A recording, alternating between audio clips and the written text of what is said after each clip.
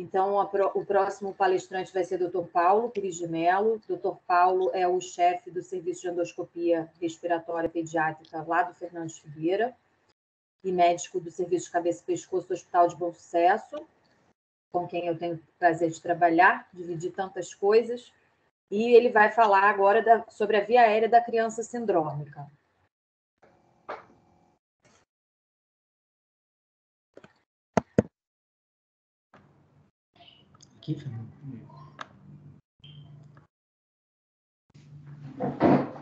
Boa noite, todos me escutam? Sim, doutor, a apresentação está ok. Tá certo. Bem, queria agradecer a sua PERJ, né, a presença da doutora Kátia aí. Essa parceria nossa é uma parceria muito interessante, de fato. A gente está muito feliz de ter participado desse período todo. Então, feliz de estar na mesa. De falar depois da Anne é sempre muito difícil, mas felizmente eu estou falando antes do Felipe Félix, está razoável. Então, como a Mariana falou, eu vou mostrar um pouco da experiência nossa, tanto do Fernandes Figueira, quanto do Serviço de Cabeça e Pescoço do Hospital de Bom Sucesso, e também não poderia deixar de falar dos 2 anos lá nosso do Complexo Hospitalar de Niterói, do Serviço de Via Aérea Pediátrica, que a gente tem alguns casinhos, sem conflitos de interesse também. Então, nossa aula é sobre a via aérea da criança sindrômica, né? A gente precisa entender que as doenças genéticas, elas têm uma influência significativa, tanto no desenvolvimento quanto no funcionamento das vias aéreas, né? E a formação das estruturas, desde o nariz, passando por faringe, laringe, traqueia, brônquio, por que não pelo esôfago? O esôfago, ele está intimamente associado a essas malformações aerodigestivas, é uma ação altamente coordenada, né? Existe um número grande de desordens, tanto de genes quanto de cromossomos, que tem uma associação íntima com as anomalias congênitas das vias aéreas. E assim como outras anomalias congênitas, né, as anomalias congênitas das vias aéreas, elas podem sofrer pela exposição do meio ambiente, deformação por força externa ou anormalidade genética propriamente dita.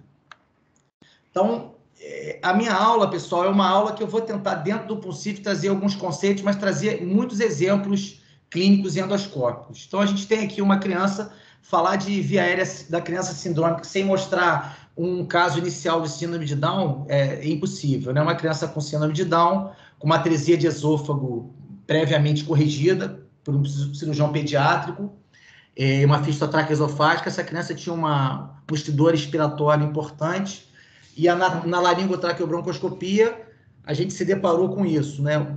Uma projeção importante da parede posterior da traqueia em direção à parede anterior, configurando o que a gente chama de traqueomalácia grave. Distalmente, a gente vai ver o coto dessa fístula traqueosofágica ligada. Então, aqui já fica a minha primeira mensagem. É muito comum se falar de síndrome de Down, de macroglossia, de hipotonia, mas o paciente com síndrome de Down, ele é muito mais do que isso do ponto de vista de via aérea. A gente vai mostrar outros casos, tá? Alguns conceitos importantes, falar de conceito genético aí depois do que a Anne falou, mas é importante que a gente entenda o que é uma síndrome. Síndrome nada mais é que um padrão recorrente de malformação de uma etiologia única e uma etiologia conhecida, como a síndrome de Down, que a gente mostrou agora há pouco. Diferente da associação. A associação, ela se refere a uma coleção de anomalias que ocorrem mais do que o esperado por chance, mas você não tem um diagnóstico etiológico confirmado. Aqui à esquerda a gente vê essa criança com uma associação Vacter-L, que é uma associação rara, mas a gente vê no Figueira, uma alteração no membro superior importante, uma criança que tinha, eu vou mostrar mais adiante, atresia de esôfago, fístula traqueosofágica e um cleft laringotraqueal. A sequência, a mais conhecida é a sequência Pierre-Robin. A definição de sequência é uma anomalia que origina outras. Então, por exemplo, na sequência Pierre-Robin você tem uma micrognatia que cursa com glossoptose e fenda palatina, como a criança, você vê a criança de perfil aqui, com queixo muito hipoplásico, né, e traqueostomizada. é uma síndrome que tem interesse muito significativo nas vias aéreas, nas doenças das vias aéreas e no manejo. Das anomalias das vias aéreas com etiologia genética definida, a gente pode dizer que existe uma natureza diversa de alterações. Quer dizer, você pode ter, por exemplo, como um cromossomo inteiro, como um par de bases de gene, como, por exemplo, o receptor de fator de crescimento fibroblástico na síndrome de Pfeiffer, por exemplo, que é essa criança aqui, que tem nitidamente leucoplasia do terço médio da face, é traqueostomizada e pode eventualmente ter um sleeve de traqueia, que essa traqueia que é mal formada, ela se transforma num tubo rígido. Então, tem um trabalho grande lá no Figueira, com o pessoal da neurocirurgia. A gente vê muito paciente com essa síndrome FGFR. Lembrar que parte da investigação das anomalias congênitas, aproximadamente 50%, do ponto de vista etiológico, falha. Tá? Então, isso pode ser atribuído às limitações das próprias técnicas. A gente, lógico, como a própria Anne mostrou, cada vez se busca mais a melhora, né, no padrão, tentar se descobrir etiologicamente as doenças genéticas, mas também existe, eventualmente, uma incapacidade da gente entender a genética humana como um todo e os fatores externos, né, agentes infecciosos, drogas, exposição, doença materna, diabetes, hipertensão. Lembrar das malformações craniofaciais associadas a algumas drogas, como ácido retinóico, difenil e dantoína. Então, tudo isso é importante. As pesquisas recentes elas têm mostrado que tanto o DNA como a própria cromatina podem sofrer mudanças químicas e isso ocasiona doença congênita da via aérea. São as mudanças que a gente chama de mudanças epigenéticas. Lembrar que essas alterações epigenéticas elas podem passar de geração em geração e podem estar associadas à obesidade e à desnutrição, por exemplo. Aqui 2 exemplos. À esquerda a gente vê um membro superior mal formado, uma mãozinha mal formada, numa criança com Prader-Willi, que além dessa malformação de membro, tinha uma estenose congênita da laringe, e ela foi submetida a uma ressecção criptotraqueal parcial recentemente no Complexo Hospitalar de Niterói por uma cricoide mal formada. E à direita a gente tem a síndrome de Beckwith-Wiedemann, né, uma alteração do cromossomo 11p15, uma criança com macroglossia, organomegalia, com todos os comemorativos clínicos que essa síndrome pode cursar. Eu botei essa observação aqui, atenção para a fístula traqueosofágica, e vou mostrar uma fístula traqueosofágica aqui endoscopicamente. Essa é uma laringotraqueobroncoscopia sob anestesia geral, uma criança, e vocês vão ver um exame interessante, uma traqueoscopia, e distalmente a gente vê, entre o bronco esquerdo e o bronco direito, uma fístula traqueosofágica. Por que eu estou mostrando isso? Porque, embora a gente saiba que as fístulas traqueosofágicas, as fendas laringotraqueais, estão intimamente associadas a possíveis anomalias congênitas, Down, Charge, associação Vacter, existem crianças que não têm diagnóstico. Então, mais uma vez, a gente precisa pensar e se investir do ponto de vista de estudo cada vez mais para se fazer diagnóstico etiológico disso. Aí, falando um pouquinho sobre a propedêutica, obviamente essa é a propedêutica das anomalias congênitas de vias aéreas, né?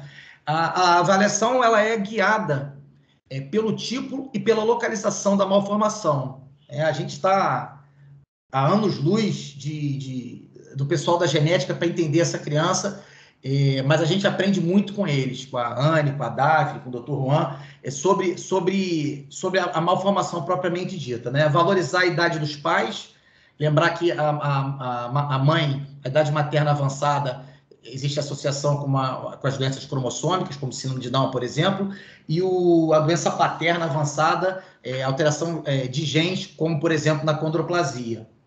Valorizar exame pré-natal é sempre importante, perguntar a essa família se essa mãe fez ultrassom, eco, ressonância, e também ainda na história da mãe, sempre valorizar as doenças que a mãe eventualmente teve e lembrar também dos teratógenos, né? E a Anne já mostrou a história de 3 gerações, de mais de 2 abortamentos. Isso nos chama a atenção de possíveis doenças cromossômicas.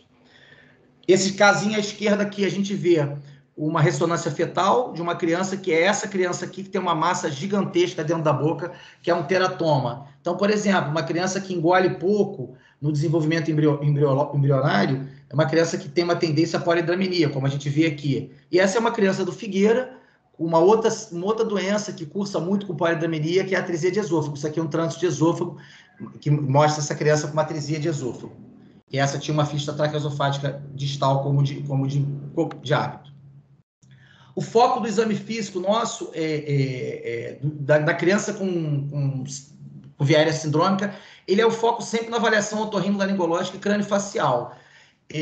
Medir sempre altura, peso, perímetro cefálico, sempre pensando se essa criança eventualmente foi prematura ou não, e tendo os parâmetros que a gente precisa de altura, peso e perímetro cefálico. Procura de crâniosinostose, avaliar a distância entre os olhos, avaliar as fissuras palpebrais, o exame da orelha, como essa criança aqui, com uma síndrome Charge, traqueostomizada, uma malformação de orelha, acredito que o Felipe vai falar sobre isso. O exame, a patência das fossas nasais, lembrar das atresias de Coana na Charge, a gente vai mostrar adiante. E aqui a gente vê uma criança com fenda palatina e lábio leporino, também traqueostomizada, e no exame da cavidade oral, lembrar na macroglossia. Essa criança aqui, com a macroglossia, ela não é uma criança sindrômica, tá? A macroglossia dela é secundária a um linfangioma, mas nunca se esquecer que as macroglossias podem vir...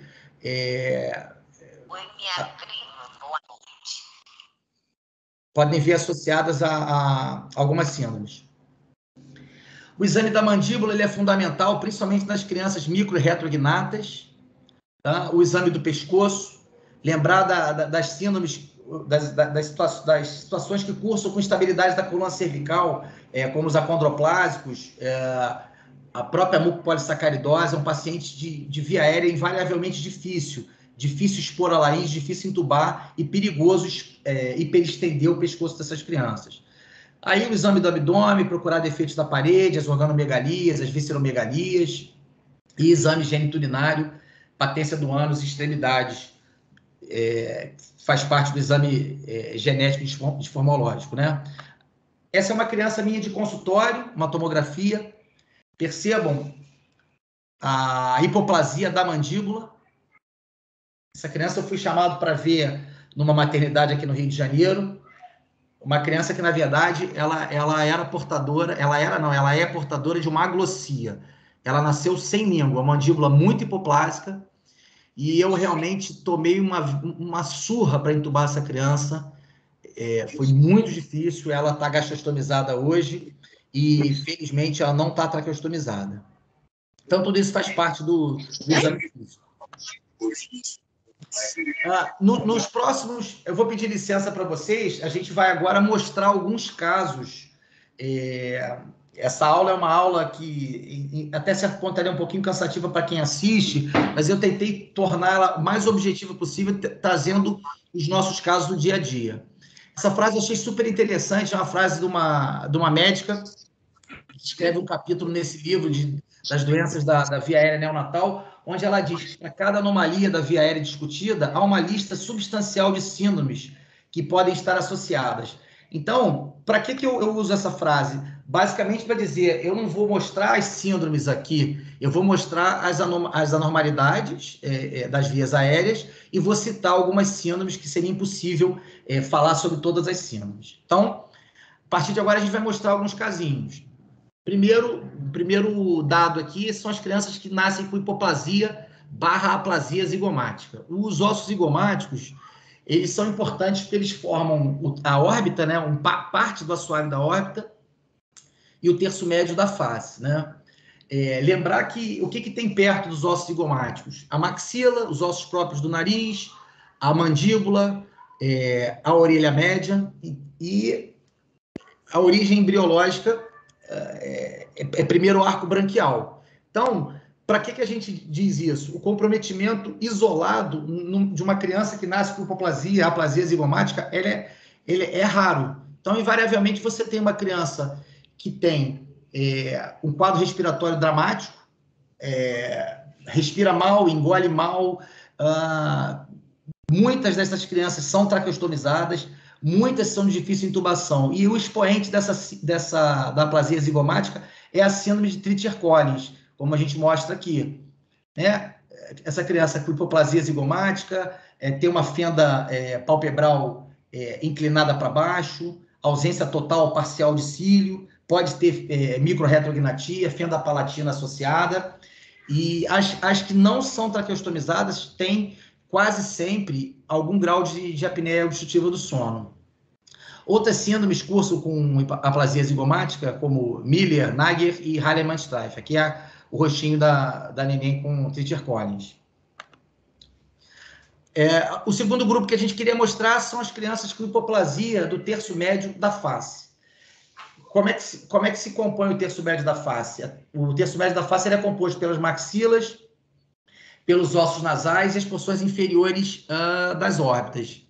Então, o mecanismo de desenvolvimento dos ossos do terço médio da face, ele é múltiplo, né? Você tem participação de arco branquial, você tem participação de tecido neural e você tem participação dos ossos da base do crânio. O quadro clínico dessas crianças também é exuberante. Aqui a gente vê uma criança com Cruzon, no colo da mãe também Cruzon, né? São as síndromes que cursam com crâniosinostose e hipoplasia da face média. São as síndromes do receptor de fator de crescimento fibroblástico, Apert, Cruzon e Pfeiffer. Aqui, só para a gente diferenciar, esse slide foi cedido pela doutora Tatiana Protzenko, que é da neurocirurgia lá do Figueira, onde ela resumiu aqui para mim diferenças básicas de Cruzon. É a criança de cima que tem hipoplasia do terço médio da face, inteligência normal e as mãozinhas são normais. Diferente da criança com Apert, né, que é aquela criança que vai ter hipoplasia do terço médio da face, né, mas com inteligência alterada e sindactilia das mãos e dos pés. E a síndrome de Pfeiffer, que é esse crânio em trevo aqui, com alteração também dos polegares. O sleeve da traqueia é um fenômeno que você tem que procurar nas crianças FGFR, não tem jeito. Se você puder broncoscopar todas elas, é importante, porque são crianças que fazem broncoespasmo, acumulam secreção, fazem pneumonia de repetição. Essa traqueia rotineiramente cresce pouco. No nosso terceiro exemplo, a gente tem micrognatia e agnatia. A agnatia, quer dizer, a ausência completa da mandíbula, é rara, tá? A micrognatia e a agnatia, ela pode vir também com microstomia. Exemplo dessa criança aqui. Essa criança também foi um grande desafio lá no Hospital Federal de Bom Sucesso. Uma criança com síndrome de Down, uma hipoplasia significativa da mandíbula, uma boca muito pequena, e me pediram para checar o tubo da criança, porque a criança já teria sido entubada. Quando eu fui ver, a criança, na verdade, não estava entubada. O tubo estava no esôfago. Eu tentei entubar pela boca, o laringoscópio não entrava. Tentei pelo nariz. Essa criança também tinha uma imperfuração com o anal bilateral. E a gente teve que fazer a traqueostomia de urgência. Quando a gente pensa em micrognatia, a gente tem que pensar na sequência PR-Robin. Eu vou mostrar o aspecto endoscópico aqui numa sequência PR-Robin. Percebam? Uma glossoptose razoável, a epiglote reto projetada, essa cricoide anterior um pouquinho espessada. Isso tudo é gerado pela micrognatia e a gente aqui vê a fenda palatina dessa criança. Então, quando se pensa em micrognatia, tem que se pensar na sequência PR-Robin, que pode vir associada a síndrome ou não. Atresia barra estenose de Coana, lembrar que 50% da atresia coanal vem associada à síndrome. E a síndrome que interessa a gente, a mais comum e a que mais interessa o otorrino de forma geral, é a síndrome de Charge. Tá? Coloboma, composição da síndrome de Charge. Coloboma, doenças cardíacas, atresia de Coana, retardo de crescimento, defeitos gastrointestinais e anomalias da orelha. É muito comum as pessoas colocarem para a gente o paciente Charge como um paciente que tem problema nasal. Não é só isso. Lembrar das particularidades da laringe de uma síndrome Charge. As pregas vocais são hipoplásicas, proporcionalmente as aritenoides são mais largas. Essa laringe, ela é uma laringe mais hipotônica, deglutem com dificuldade, fazem retenção de saliva e podem ter paralisia de par craniano associado. Então, não é incomum você ver um paciente Charge traqueostomizado e gastrostomizado. A estenose da abertura piriforme, ela vem sempre junto da atresia coanal, porque o quadro clínico ele é muito semelhante. E o diagnóstico diferencial, às vezes, é difícil. Então, lembrar que a abertura piriforme é a região mais estreita da fossa nasal, e em algumas situações, principalmente quando você tem a parede maxilar, parede medial do maxilar, se insinuando para a fossa nasal, essa região vai ser mais estenótica ainda. Quando se vê paciente com estenose da abertura piriforme, essa é uma malformação rara, a gente tem que pensar na holoprosencefalia. São defeitos da linha média, ausência de frênulo, e panhipopituitarismo. Lembrar que esse paciente, dente central único, como a gente mostra aqui nessa criança, então, dente incisivo central único, perdão. Então, lembrar da investigação adequada dessas crianças. A macroglossia, como eu mostrei no início, lembrar dos linfangiomas, que são a principal causa de macroglossia, mas não dá para a gente falar de macroglossia sem citar essa síndrome que a Anne mostrou lá, que o serviço de genética tão bem cuida dessas crianças lá da instituição do Figueira. É uma macroglossia significativa. O paciente MPS eu costumo dizer que ele é um desafio para o otorrino, é um desafio para o endoscopista, porque ele tem nariz estreito, ele não hiperestende a cabeça, ele tem macroglossia, ele tem infiltração da laringe da traqueia, ele tem deformidade da traqueia. É um paciente difícil intubação sempre, tá? A macroglossia relativa na síndrome de Down e a Beckwith-Wiedemann, que eu já mostrei. Mostrar a simetria, as crianças que têm a simetria da face, né? Lembrar que a simetria da face, ela pode se originar no acometimento dos arcos branquiais. Isso pode estar associado a evento genético ou ao insulto vascular da artéria estapediana. E quando se pensa em assimetria da face, a síndrome expoente, na verdade, é uma associação, é a associação óculo-aurículo-vertebral, tem muito interesse para o otorrino que faz otologia, né? Então, percebam que são pacientes com hipoplasia da mandíbula, microtia, perda auditiva associada, e é um paciente, eu tive poucos doentes com associação óculo-aurículo-vertebral, e os que eu tive eu não esqueci, porque são doentes também de intubação difícil, tá? A mandíbula não desenvolve, a boca abre pouco e a laringe é reto-projetada. Já vou mostrar os casinhos finais, me permitam uns minutinhos finais. Estenose e atresia da laringe. Lembrar que a atresia da laringe ela é rara, felizmente ela é rara, porque quase sempre ela é letal. Hoje, com diagnóstico intraútero de ressonância fetal, a atresia laringe ela se enquadra na síndrome Chaus, né, que são as Congenital High Airway Obstruction Syndrome, com outras malformações, web laríngeo, cisto subglótico. E se você tem a oportunidade de fazer o diagnóstico intraútero dessas malformações, idealmente você deve propor o procedimento EXIT, que a criança nasce presa ao cordão umbilical e você trabalha na via aérea antes desse cordão umbilical ser seccionado. A síndrome de Fraser, ela é o padrão das atresias laríngeas, mas aqui a gente, por exemplo, à esquerda tem uma membrana laríngea. Na membrana laríngea você tem que pensar na doença, na síndrome de... Me fugiu o nome aqui, vou lembrar já. E à direita aqui, pessoal, é uma criança com uma associação Vacter, com uma estenose subglótica congênita. Esse está em preparo para operar, para fazer uma ressecção cricotraqueal parcial. Esse paciente, além de estenose subglótica congênita, ele também tinha uma fístula traqueosofágica, uma atresia de esôfago já corrigida. As fendas laringotraqueais, lembrar que o esôfago e a traqueia, eles se separam a partir da 4ª semana de vida intrauterina. Essa separação ela começa de caudal para cranial.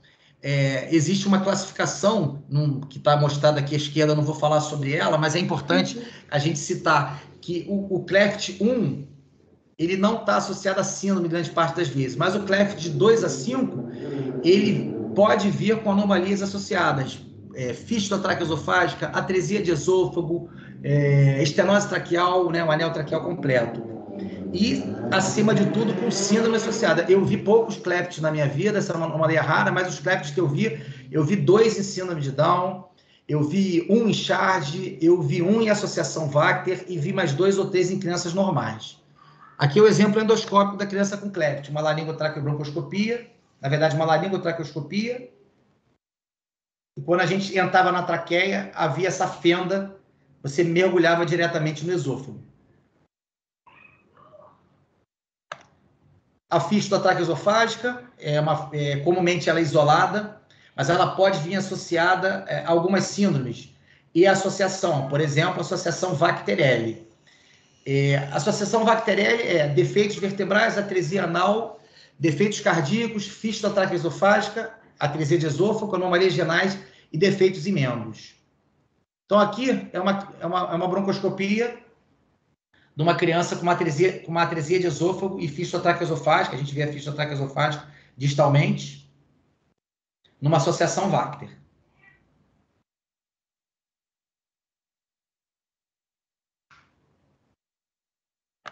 E acho que, para finalizar, tem 2 casos, 2 exemplos mais. Estenose de traqueia, olha a síndrome de Down aparecendo de novo. A estenose de traqueia é sinônimo, na grande maioria das crianças, de anel traqueal completo. A criança que nasce com a porção cartilaginosa da traqueia na frente e atrás. Ela é rara, ela pode vir associada com outras malformações, né, e pode vir associada a algumas síndromes. Essa criança, por exemplo, é uma criança síndrome de Down. Aqui a broncoscopia dela, as pregas vocais.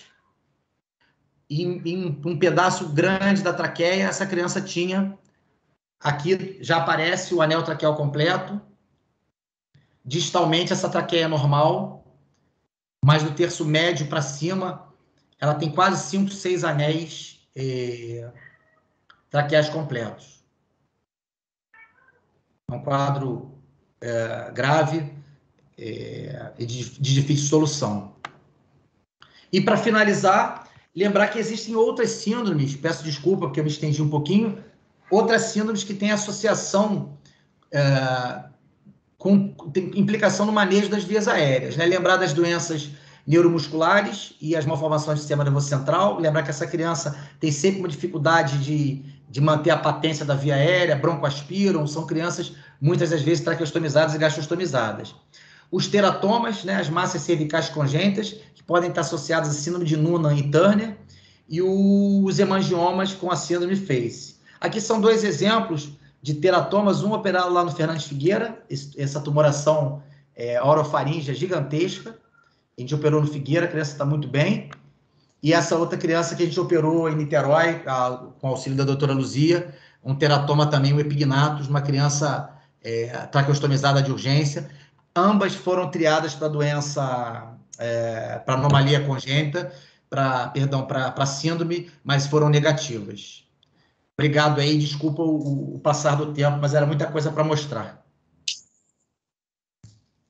Obrigada, Paulo. Você ilustrou muito bem o foco que a gente passa, né, tentando adquirir mais conhecimento para lidar com esses desafios da via aérea que são bem complicados.